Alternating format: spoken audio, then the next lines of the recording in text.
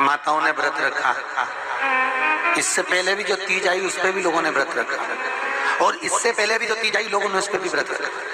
कोई सत्तू तीज को करता है तो पिंडा बना बना कर खाता है,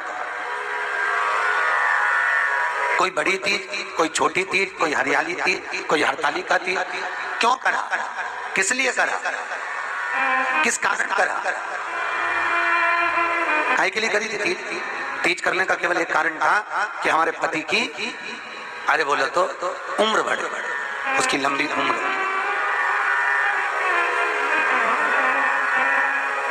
करवा चौथ का व्रत क्यों करते? अरे बोलते जाओ, जल्दी जल्दी बोलो। पति की लंबी लंबी। पर अगर सत्य माना जाए तो भूखे रहने से पति की उम्र नहीं बढ़ती जितनी पति की उम्र मुख से मीठा बोलने से बढ़ती है।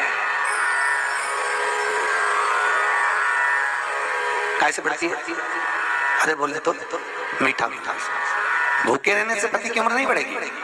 अगर सही मायने में अगर पति की उम्र बढ़ाना है तो पति से मीठा बोलना चालू कर दो, पति से प्रेम की वाणी बोलना चालू कर दो, जरा जरा सी बात में झगड़ना बंद कर दो, जरा जरा सी बात में अपशब्द कहना बंद कर दीजिए, तो पति की उम्र अपने आप बढ़ जाएगी। करवा चौथ पर भूखे रहे और मुख से अपशब्द कहते रहे, मालूम पड़े हरतालिका में भूखे रहे और मुख से अपशब्द कहते रहे, मालूम पड़े बृहस्पतिवार, सोमवार, मंगलवार, बुधवार, गुरुवार, शुक्रवार, शनिवार, जितने तीज त्योहार के व्रत करे भूखे रहे पति की लंबी उम्र के लिए। तो पति की लंबी उम्र अगर चाहते हो तो पति से अच्छा बोलना चालू कर दो, पति की उम्र यूं बढ़ जाएगी। पति की उम्र घटती कब है? जब पत्नी उससे अपशब्द करती है। भूखा रहने से उसकी उम्र नहीं बढ़ेगी और आफत होगी। उम्र बढ़ाना है तो मिठास तक की वाणी को बोलना पड़ेगा, उम्र को बढ़ाना पड़ेगा। और अगर उम्र की वाणी आपकी जितनी मीठी वाणी होगी उतनी उम्र पति की बढ़ती चली जाएगी और बढ़ेगी।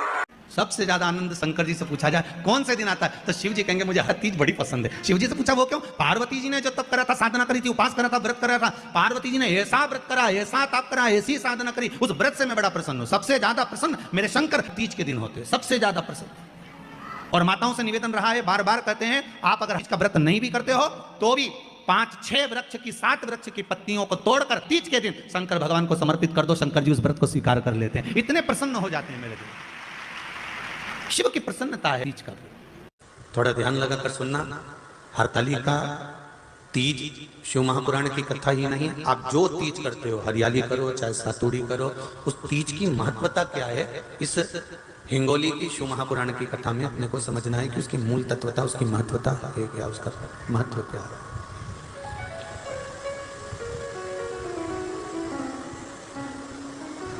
भगवान ब्रह्मा, भगवान विष्णु और भगवान शिव,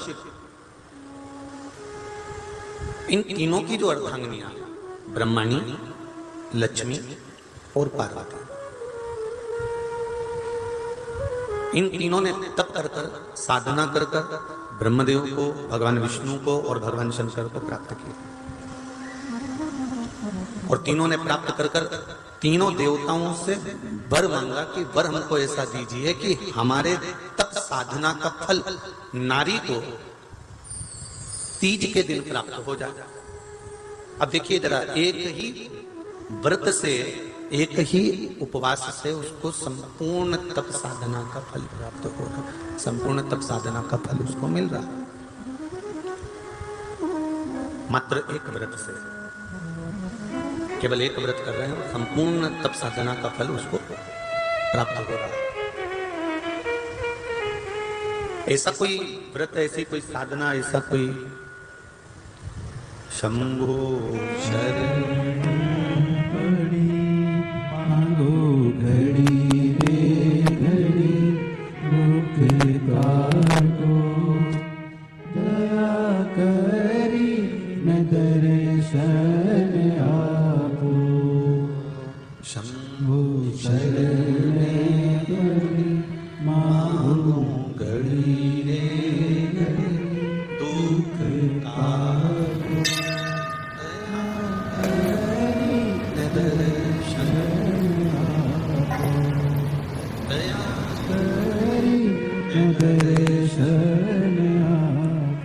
तो ब्रह्मणी ने ब्रह्मदेव से मांगा, लक्ष्मी जी ने भगवान विष्णु से मांगा पार्वती जी ने भगवान शिव से मांगा कि ऐसा वर दे दीजिए जिस वर से एक ही व्रत करने से संपूर्ण फल की प्राप्ति हो जाए, संपूर्ण फल मिल जाए। ऐसा एक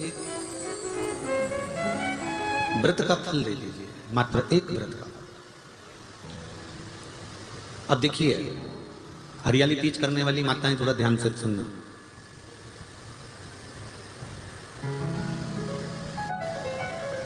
हरियाली तीज जब माताएं करती हैं तो एक हरियाली तीज, एक गणगौर की तीज, ये दो तीज के व्रत ऐसे होते हैं जिसमें जब माताएं करती हैं तो उस समय पर उमा, ब्रह्मणी और लक्ष्मी, इन तीनों की आराधना का फल उसको केवल एक व्रत से प्राप्त हो जाता। अब देखिए दूसरा सातुड़ी तीज।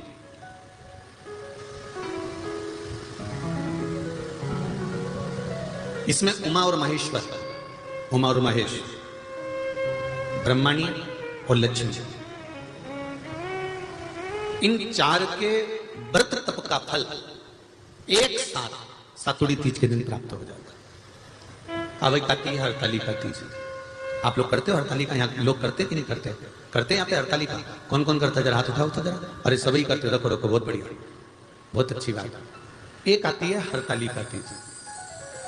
इस तीज का व्रत माता पार्वती बेल वृक्ष के आनंद के साथ में फुलेरा बनाकर करती है, और जिसमें इस हरतालिका में माता पार्वती जी के जितने जन्म पहले हुए हैं, माता पार्वती का जन्म तो 52वें नंबर का, 52 नंबर पे माता पार्वती का जन्म है। इससे पहले तो माता के 51 जन्म पहले हो चुके हैं, 51 जन्म माता पार्वती का पहले हो चुके हैं। तो वो जितने जन्म माता पार्वती पूर्व में ले चुकी हैं, ब्रह्माणी जितनी बार ब्रह्मदेव के साथ में विराजमान हो चुकी हैं, इंद्राणी जितनी बार इंद्र के साथ विराजमान हो चुकी हैं, और लक्ष्मी चाहे वो राधा के रूप में हो, चाहे वो रुक्मणी के रूप में हो, चाहे वो सत्यभामा के रूप में हो, चाहे वो यमुना के रूप में हो, चाहे वो गंगा के रूप में हो, जितनी बार माता लक्ष्मी ने रूप धारण करे हैं वो सब रूप में, और माता पार्वती अपने सारे रूप में, ब्रह्मणी अपने सारे रूप में, लक्ष्मी अपने सारे रूप में इस हरतालिका तीज के व्रत को करने के लिए आतुर रहती हैं। और इस व्रत को कर कर एक दिन में ही संपूर्ण विश्व का जितना तप है, साधना है, उपवास है, सबका फल एक साथ एकत्रित कर लेती हैं केवल एक व्रत में, हरतालिका तीज। अब एक बात ध्यान से सुनिएगा, सारे व्रत, आपका अगर स्वास्थ्य खराब हो गया तो आप व्रत छोड़ सकते हो। जितने भी व्रत आप लोग कर रहे हैं पूर्व के, सोमवार, मंगलवार, एकादशी, छठ, पंचमी, चतुर्थी, अगर आपका स्वास्थ्य खराब है तो आप उस व्रत को छोड़ सकते हो, सारे व्रत को छोड़ सकते हो। पर तीज का जो व्रत होता है, हरतालिका जो व्रत होता है, ये व्रत एक बार लेने के बाद जब प्राण छूटते हैं तभी ये व्रत समाप्त होता है, अन्यथा बीच में ये व्रत समाप्त नहीं। ये व्रत समाप्त होता ही नहीं। अगर शरीर से नहीं बनता कि अब हमारी अवस्था हो गई, अब शरीर से नहीं बन रहा है, तो भले एक पहर की पूजन कर कर, एक पहर का नियम धारण कर कर, एक पहर का स्मरण कर कर, एक पहर का पूजन कर धारण करो, और उसके बाद में भले आप थोड़ा सा जो भी आपको लेना है वो कर लो, पर इस व्रत को करना ही पड़ता है। इस व्रत का नियम ही यही है।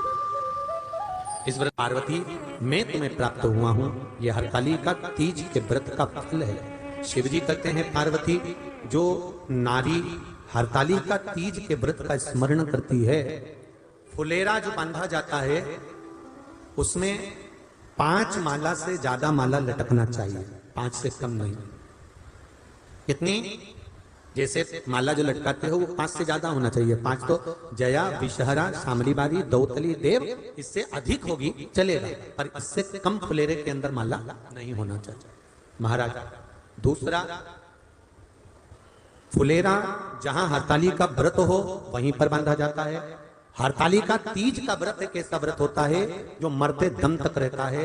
इस व्रत को छोड़ा नहीं जाता। ये नहीं किसी और वाले गुरुजी ने कहा और अपन ने एक बार कर लिया और अगली बार वो व्रत गायब हो गया, ऐसा नहीं होता।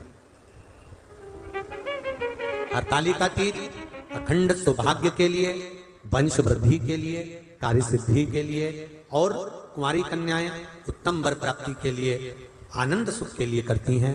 ऐसा नहीं है कि केवल स्त्री ही करती है। जब नारी किसी कारणवश व्रत नहीं कर पाती तो पुरुष इस व्रत को धारण करते हैं। 30 अगस्त को, यही 30 तारीख को, कल 29 है, परसों 30 तारीख को हरतालिका तीज रहेगी। आप सब अपने हृदय से, मन से इस व्रत को कर कर अपने जीवन को सार्थक बनाइएगा। जो करते हैं, कितने लोग करते हो जरा हाथ उठाइए हरतालिका तीज। इतने सारे करते हो, अरे बाबा कर लो, प्रणाम प्रणाम, आपको बहुत बहुत नमन करता हूं, बहुत बहुत सब। फुलेरा बांधते हो? नहीं, अब की बात बांधना। मंदिर में करते हो तो मंदिर में, घर में करते हो तो घर में। फुलेरा वंश की वृद्धि करता है, फुलेरा अखंड सौभाग्य देता है, फुलेरा मन की कामना को पूर्ण करता है। जो बेटियां जिनका विवाह नहीं हो रहा हो या बेटे जिनका विवाह नहीं हो रहा हो, वो 7 स्थान पर कहीं फुलेरा बंधा हो तो फोन लगाकर पूछना कहां बंधा है, वहां का दर्शन करना। एक फूल में हल्दी कुंकू लगाकर शिव जी को चढ़ाकर फिर वहां से जाना। 7 स्थान के फुलेरे का दर्शन अवश्य करिएगा। जो व्रत नहीं करते हैं उनसे निवेदन है, कहीं हरतालिका हो रही हो तो वहां बैठकर अगर भजन हो रहे हो तो थोड़ी देर भजन गाने चले जाना। अपने मोहल्ले में, कॉलोनी में, सोसाइटी में कहीं हरतालिका तीज का व्रत हो रहा हो तो 2-4 मिनट जाकर दर्शन जरूर करना, जिससे भोलेनाथ आपका अखंड सौभाग्य करे और आपके मन की कामना पूर्ण करे।